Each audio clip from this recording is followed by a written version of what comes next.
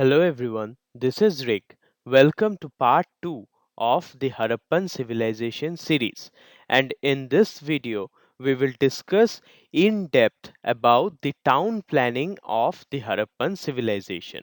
This video has been made in accordance to the syllabus of Class 6 in ICSE Board. However, for your general understanding, you can obviously go through this video. It will help you a lot if you are interested in history or if you are wanting to crack any history related exam.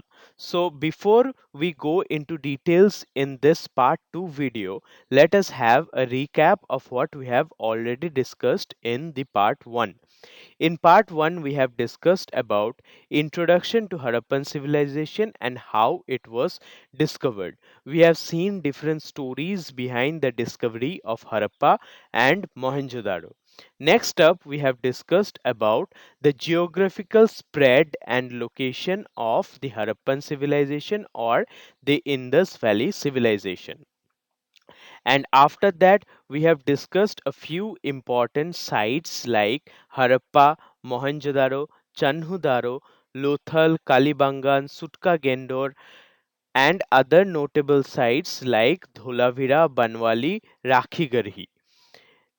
And after that, we have had a brief discussion about what is town planning and how was the Indus Valley civilization unique in the aspect of town planning.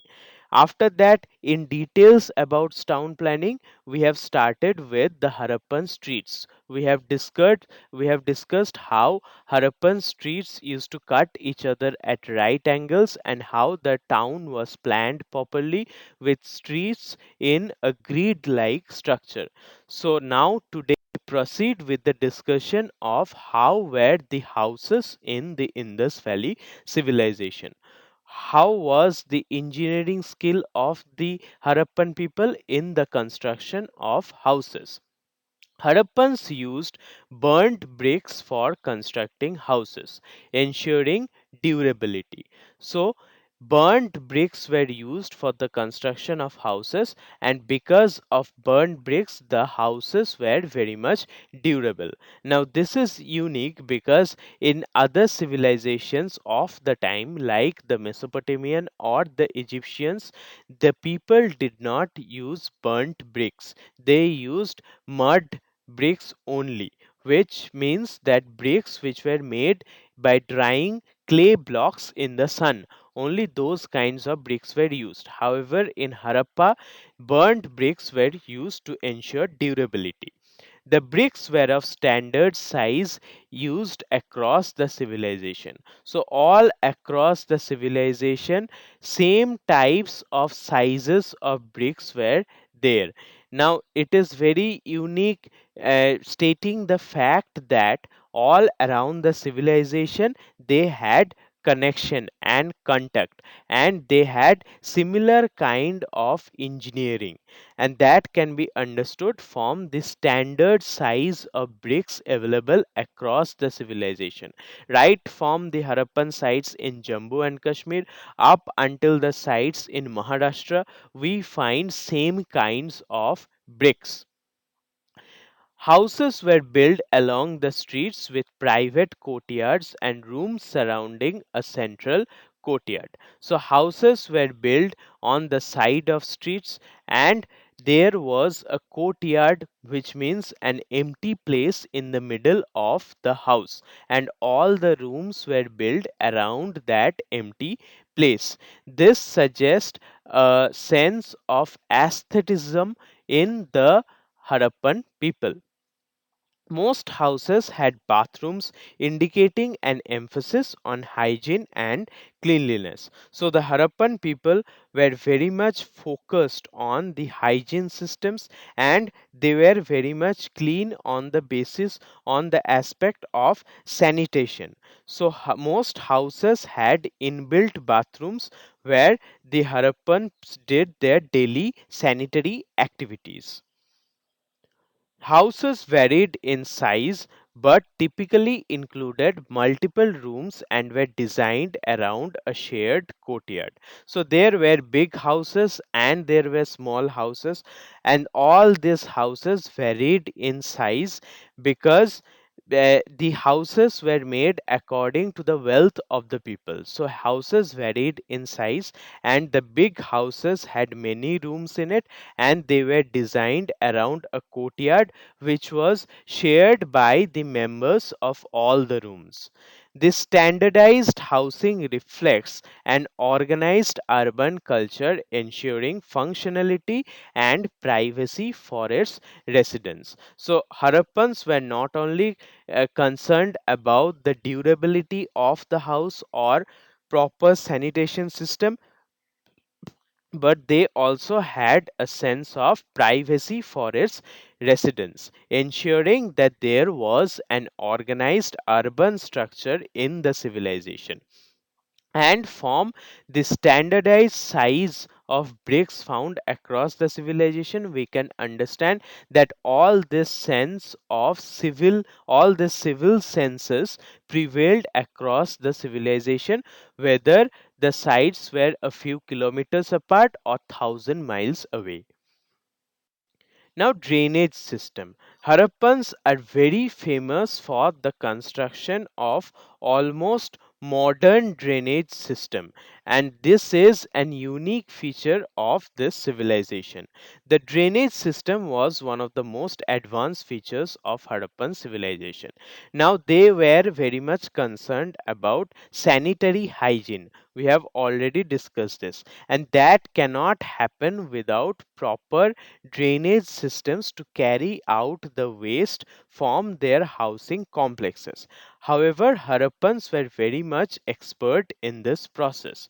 Houses were connected to street drains made of covered brick channels. So, houses were connected with the drains which used to run along the streets, and these drains were covered with brick channels. So, the drains were not simply channels dug in mud, they had lined walls made up of fired bricks. Drainage systems were carefully designed to ensure waste was removed from residential areas efficiently. So, these drainage systems were designed in such a way that it was very well ensured that the waste is being removed from the residential areas. So, the residential areas were very much clean and pure, having the waste removed from them completely by the drains. Each house had a bathroom and wastewater was directed into the main drain. So each house had a bathroom. There was not a single house where there was no bathroom. Each house had a very well functioning bathroom, and from there the wastewater was directed into main drains which used to run along the streets.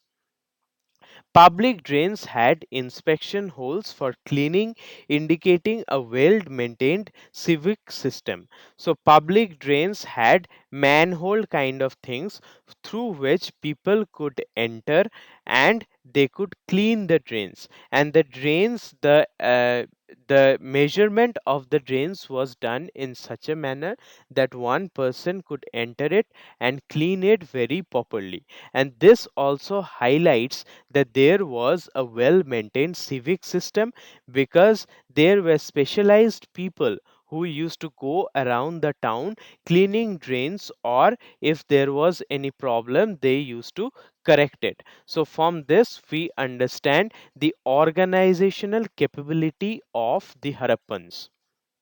The drainage system highlights the civilization's focus on public health and urban cleanliness. So, water logging was not common at all in the Harappan civilization. And from all these infrastructural facilities, we can understand that stagnant water was never a problem for the Harappans, and thus they used to stay free from diseases which were caused by stagnant water. And this drainage system highlights the people's focus on public health and cleanliness. Now, for extra information, let me tell you that 1 year ago there was a flood in Pakistan, and in that flood, the area which was Mohenjodaro, that area was totally covered with water, and there was no way to remove that water just 1 year ago. However, the drains which were built by the Indus Valley people worked perfectly thousands of years later, and they helped in the removing of flood water. So those drains were so much advanced, the drains built by the Harappans thousands of years ago, they were so much advanced that they are functioning even today. So that was the engineering capability of the Harappan people. Now, trade and commerce. How were the business conducted in the Harappan civilization? The Harappans engaged in trade with neighboring regions, including Mesopotamia and Persia. So, Harappans were very much engaged in trading activities with regions like Mesopotamia and Persia. The Mesopotamian civilization, in their accounts, have written that they used to import and export goods with the territories of Meluha. This Meluha can be assumed to be the regions of Indus Valley Civilization. So, how do we know about this? How do we know that Mesopotamia was in a trade civilization, was in a trade connection with the Harappans? We know this from the writings of Mesopotamians, which have been deciphered. And the jewelries from the Indus Valley Civilization were found in the burials of Mesopotamian civilization as grave goods. So, from there, we can understand that there was a connection between the civilizations of Mesopotamia and Persia with the Harappan civilization. Lothal's dockyards suggest active maritime trade along the Arabian Sea. So there was a dockyard in Lothal. Dockyard means a place where the ships used to dock, where the ships used to anchor themselves, and they were loaded with business goods. So from this we can understand that there was an active maritime trade. Maritime trade means there was an active seaborne trading activity during the time in the Arabian Sea, because Arabian Sea was the sea which connected Mesopotamia and Persia with the Indus Valley civilization. Harappan seals found in Mesopotamia prove long distance trade links. So, Harappan seals, which means a kind of old form of stamps, were found in Mesopotamia, and thus it proved that there was a long distance trading link between the two civilizations. Trade items included beads, jewelry, pottery, and precious stones. So, what were the trade items? The main trading item was bead and jewelry. Beads means small rounded objects through which thread or a connecting material could be passed in order to make a garland or a necklace. So, those beads were transferred from the Indus Valley civilization to the Mesopotamians, and along with that, different other forms of jewelry, extensive and expensive potteries, and also different precious stones were exchanged between the contemporary civilizations. Standardized weights and measures suggest a sophisticated commercial system. So, any kind of business activity can only be possible when there are standardized weights. Standardized weights means, suppose there are units right now. If you see in the present time, there are units of measurements like kilogram, gram, all these things. 1 kilogram is same everywhere around the world. So that means people who use 1 kilogram as the unit of measurement had connections within each other. So, like that, throughout the Indus Valley civilization, the units of measurement or the weights which were used for measurement were same, and that proves that there was connection between the people along the Indus Valley civilization and also among the Mesopotamians and the Indus Valley people. The barter system was likely in use with boats and carts facilitating transport. So what was the main system of trade? It was barter system, means goods in exchange for goods. And this was facilitated with extensive transport system which included both carts, which were carriages drawn on land roads, and also boats which used to carry trade along the rivers or along the seas. So, thus, trade and commerce was one of the most important activity done by the Indus Valley people. What were the Harappan seals? Now, seal is a term used for authenticity. If an object is sealed, that means no one has opened it before. Similarly, Harappan seals were also used for the purpose of trade. If there was an Harappan seal in an object and that seal had not been opened, then it means that the object is secured. So, thus, authenticity was the basis of trade among the Harappans, and that object of authenticity, that guarantee of authenticity, was given by the Harappan seals. Harappan seals were square or oblong and made from materials like steatite or terracotta. So, steatite and terracotta means burnt clay, and steatite is a kind of a stone.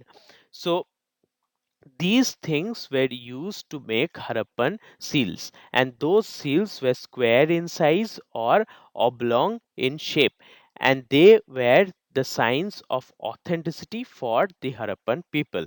Seals often depicted animals like unicorns, bulls, and tigers. These animals were very often depicted in the seals, like unicorns, bulls, and tigers. Now, this may have been logos, or this may have acted like logos act as a sign of authenticity for some specific company. You have got several business companies and they have their own logo. So these unicorn, bulls, and tigers may have functioned like logos for the Harappan people thousands of years ago. The seals provided valuable information on trade, religion, and administration. So, what was the function of seal? The function of seal at that point of time, thousands of years ago, was to provide this guarantee of authenticity. But right now, when we get the seal, we get valuable information on what kind of trading activities used to happen between the Harappans, what was the religion followed by the Harappan people, and how was the administrative functioning, how was the administrative system functioning in that point of time. These objects were used to mark goods indicating ownership or commercial transactions. So these objects were symbols of ownership and authenticity for the commercial transactions, and thus seals are very important because without these seals trading activity would not have been properly possible. Seals are key to understanding the artistic skill and the symbolism for the Harappans. So the motifs in the seal depict the artistic capability of the Harappan people. The designs of the seals were very much intricate and very much artistic. From that, we understand that there was an artistic sense among the Harappans. Their discovery in distant lands indicates wide ranging trading networks. So, discovery of seals in far away places proves the fact that goods from Harappa used to reach in those places, and thus we get evidences of trading routes. Trading routes means ways through which trades were done, and thus seals help us to make out a map of the trading policies of the ancient civilizations, especially the Harappan seals. Dress and fashion. How were the dress of the Harappans, and what was their fashion sense? All these things can be known from the sculptures and motifs which we get from the Harappan artifacts today. Harappans wore clothes made of wool and cotton based on statues and figurines. These clothes are not durable materials, hence, it will not survive for thousands of years. Thus, we do not get any evidences of clothes surviving from the Harappan times. But from the statues and figurines that we get, which has already survived, from there we can understand that Harappans wore clothes made up of wool and cotton. Suppose today we get a statue, and in the statue we find that a man is wearing a woolen cloth. So we can assume that the time from where the statue came, at that time people used to wear woolen clothes. That is how we get an understanding of the dress and fashion of the Harappan people. Both men and women grew their hair long and wore it in elaborate styles. So, both men and women had a very highly regarded fashion sense in which they grew their hair very long and they used to dress it up in many elaborate styles. So, both men and women had long hair in the Harappan times. Jewelry like necklaces, rings, amulets, and bangles were common, often made of beads, gold, and stones. So, what were the main types of jewelry owned by the Harappans? They were necklaces, there were rings. Rings means rings of both ear and nose. So, there were necklaces, there were rings, there were amulets. Amulets are kinds of bangles which are worn above the elbow. So those arm rings are called amulets, and also there were bangles. These things were very much common. Now, what were they made of? They were specifically made up of beads and also gold and sometimes stones. So, thus, Harappan people knew how to decorate themselves with different kinds of jewelry. Figurines show evidence of use of cosmetics with traces of lipsticks on female figures. So there are small female figures found where traces of lipsticks can be evidenced. Thus, we get the earliest use of cosmetics in the ancient world. With the Harappans, we understand that people knew how to use cosmetics, and the evidence of lipstick from the Harappan figurines is one of the earliest evidence of cosmetics in the ancient world. Clothing was very simple with upper and lower garments, but there was a clear emphasis on personal adornment. So, clothing was very simple. There was an upper garment and there was a lower garment. They both were separate. But apart from the clothing, the main stress of decoration by the Harappan people were made in the field of personal adornment, that is decorating oneself with various kinds of jewelries and cosmetics. Thus the dressing and the fashion sense of Harappans were also unique in their own terms. With that, we end the part 2 of the Harappan Civilization series. And if you want to know more in depth about the Harappan Civilization, I have made an entire video series which is on the level of college students. But still, if you want, if you are interested, you can go through that playlist. And while watching these videos, please carry a notebook with you so that you can note the important points.